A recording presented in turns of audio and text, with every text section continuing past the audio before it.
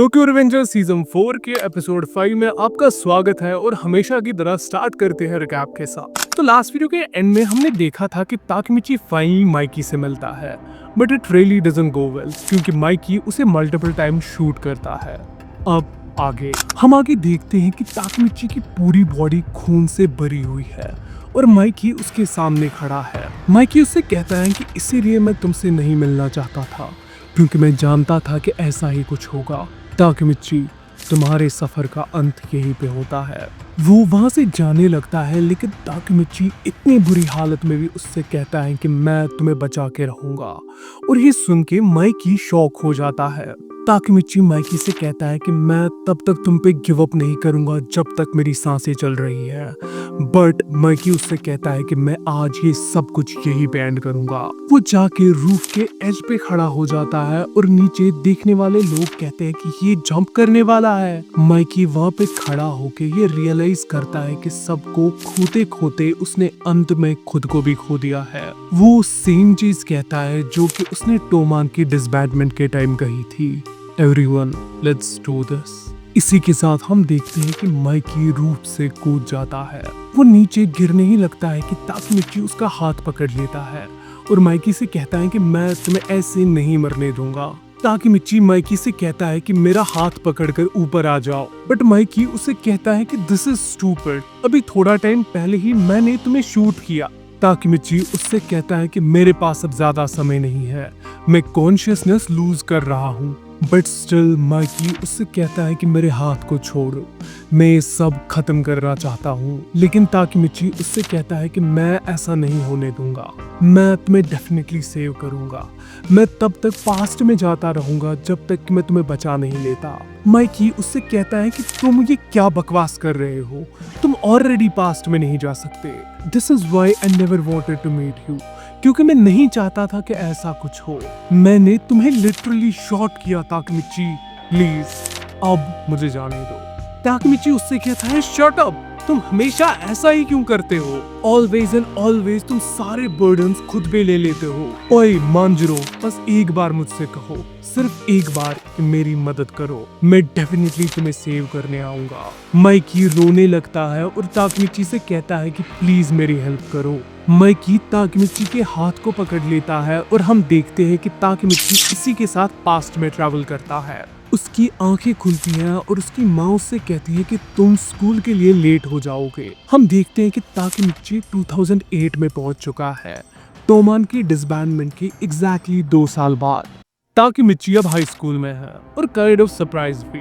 इसी के साथ कहानी 3 साल पहले ट्रांजिशन करती है, जहां हम देखते हैं कि एक स्ट्रीट पे फाइट चल रही है जहां एक लड़का बाकी सबको मार रहा है। हमें पता लगता है कि वो लड़का शियोजी हानमा है, जिससे रैपर बुलाते हैं। जो लोग नहीं जानते तो रैपर का मतलब डेथ ही होता है। हानमा सबको मार के कहता है कि ये सब शिट कितना बोरिंग है, क्या मेरी सारी लाइफ ऐसे ही डल रहने वाली है? पर तभी वहाँ पे मोबियस का कैप्टन ओसनाई आ जाता है और वो उससे कहता है कि तुमसे कोई मिलना चाहता है। एक स्ट्रेंजर हानमा से कहता है कि तो तुम रीपर हो, and Hanma is like you are a new face. हम देखते हैं कि वो स्ट्रेंजर किसकी है और वो हानमा से कहता है कि तुम मेरी गेम में एक प्यादे बन जाओ। हानमा कहता है कि मैं नहीं जानता उसके बारे में वो कौन सी चीज थी, लेकिन उसने मुझे इंट्रिग किया। मुझे ऐसा फील हुआ कि जैसे उसके अराउंड बाकी डिलिंक्वेंट्स से पूरा डिफरेंट एटमॉस्फेयर था। हानमा कहता है कि किसकी लोगों के दिलों को समझने में एक्सपर्ट था और तभी हम देखते हैं कि किसकी कियोमासा से कहता है कि ड्रैगन ने तुम्हारे प्राइड को क्रश कर दिया, अगर मैं तुम्हारी जगह होता तो मैं तो उसकी जान ही ले लेता। और इसी तरह वो सबको गैसलाइट करके लोगों के हार्ट्स को मैनिपुलेट करता था। Kind of sounds like max. किसकी हानमा से कहता है कि तुम मेरे लिए बस एक टूल हो, अगर मुझे ऐसा लगा कि तुम यूजलेस हो तो मैं तुम्हें भी रिप्लेस कर दूंगा। हानमा उससे कहता है कि वही मेरे लिए एक आइडियल लाइफ है, इट्स लाइक ए सर्कस जहाँ मैं कभी बोर नहीं होता। हानमा कहता है कि एक सर्कस की तरह ही कीसकी नए नए एक्ट्स दिखाता गया and it excited me. Kisaki Hanma से पूछता है कि तुम मुझे क्यों फॉलो करते हो, बट हानमा उससे कहता है कि वो इसका आंसर कीसकी को तब देगा जब वो अपने डेथ बेड पे होगा। जब वो एमा को मारने जा रहे होते हैं तो हानमा कीसकी से पूछता है कि मैंने सोचा नहीं था कि तुम कभी अपने हाथ भी गंदे करोगे, बट कीसकी उसे कहता है कि मैं भी डेस्परेट हो सकता हूँ, और हानमा को ये चीज समझ नहीं आती। कीसकी उससे कहता है कि मैं जानता हूँ कि मैं कभी मेन हीरो नहीं बन सकता, मैं बस एक पायरो हूँ। पायरो का मतलब काइंड ऑफ एक क्लाउन ही होता है। कीसकी उससे कहता है कि बट स्टिल मैं वो सब लेके रहूंगा जो मुझे चाहिए। और ये सुन के हानमा उससे कहता है कि तुमने आज पहली बार मेरे सामने अपने ट्रू इंटेंशंस रिवील किए हैं। इसके बाद हानमा कीसकी को अपने सामने मरा हुआ देखता है और वो उससे कहता है what a grand way to die. कहानी करंट टाइमलाइन 2008 में ट्रांजिशन करती है, जहां हानमा कीसकी के ग्रेव पे बैठा है। वो उससे कहता है कि एज प्रॉमिस्ड मैं तुम्हें फाइनली बताऊंगा कि मैं तुम्हें क्यों फॉलो करता था। Let's begin the story of a pyro and the reaper. यहाँ पे ऑथर एक साइड नोट देता है कि वो स्टोरी सिर्फ कीसकी और हानमा के बीच ही शेयर होगी। आफ्टर दिस स्टोरी मूचो और सांजू की बैक स्टोरी पे ट्रांजिशन करती है। मूचो कहता है कि मैंने माइकी को प्रॉमिस किया कि मैं उसे सर्व करूंगा और उसने मुझे 5th डिवीजन का कैप्टन बना दिया। माइकी एक दिन मूचो से कहता है कि तुम्हें मेरे लिए इस लड़के को अपनी टीम में हैंडल करना है, और वो लड़का होता है हारुचिया सांजू। माइकी मूचो से कहता है कि इससे बाकी की कोई भी स्क्वाड संभाल नहीं पाई, तो मुझे लगता है कि तुम इसे थोड़ा सा सुधार सकते हो। मूचो कहता है कि माइकी सही था, ये इडियट बस हर जगह फाइट्स में इन्वॉल्व होता था। वो सांजू से कहता है कि तुम्हारी आंखें खोई हुई लगती है, जैसे तुम्हारे पास वापस जाने के लिए कोई भी जगह नहीं है। तुम में और मुझ में कुछ चीजें तो सिमिलर हैं।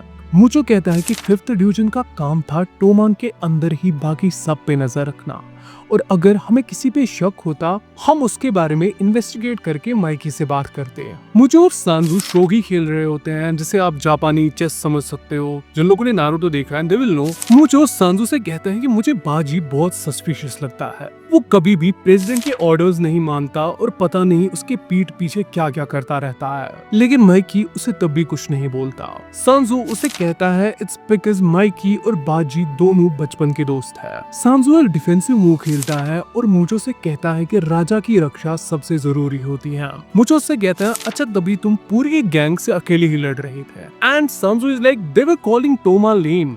मूचो उससे कहता है कि किंग को प्रोटेक्ट करना तो ठीक है, बट तुम्हें खुद को भी प्रोटेक्ट करना चाहिए। और सांजू उसे कहता है तुम सही हो, आई एम सॉरी। मूचो उसे अपने चेहरे के स्कार छुपाने के लिए एक मास्क देता है, जिसके लिए सांजू उसे थैंक यू बोलता है। मूचो कहता है जितना मैंने सोचा था सांजू उससे कहीं ज्यादा लॉयल था, वो बाकी सबसे ज्यादा स्ट्रांग था, और बस 6 महीने में उसने मेरा ट्रस्ट गेन कर दिया, एंड ये देखते हुए मैंने उसे वाइस कैप्टन बना दिया। सांजू उसे कहता है कि मैं एक ओनली चाइल्ड हूँ और मुझे हमेशा से एक बड़ा भाई चाहिए था। जो सुन के मूचो कहता है कि तुम अगर चाहो तो मुझे अपना बड़ा भाई मान सकते हो। वो कहता है कि सांजू बिना कभी कोई सवाल किए मेरी हर बात मानता था। इवन जब मैंने इनोई, कोकोनोई और ताकेमिची को पकड़ा वो तब भी मेरे साथ था। मूचो इजना के पास जाने के टाइम सांजू से कहता है कि अगर मैं माइकी से पहले ही मिला होता तो शायद चीजें कुछ अलग होती, बट तुम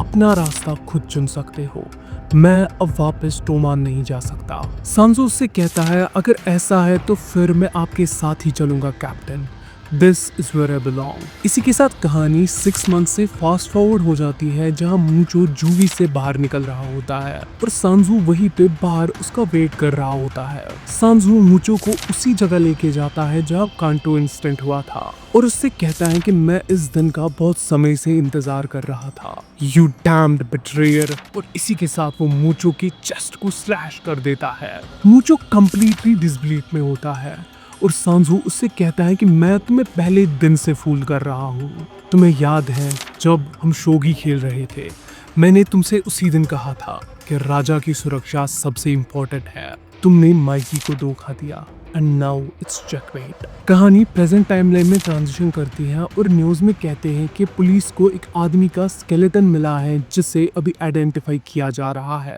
बॉटन अब यहीं पे एंड हो जाती है और इसके बाद अब बस टोक्यो रिवेंजर्स की फाइनल आर्क बचती है। बट मैं वो कवर करता हूँ कि नहीं, that definitely depends on you. मुझे कमेंट्स में जरूर बताओ कि तुम्हें ये सीरीज कैसी लग रही है एंड या make sure to like the video and subscribe to the channel. Well, that's for today guys. I'll see you in the next one. Till then, stay cultured. Bye bye. Sayonara.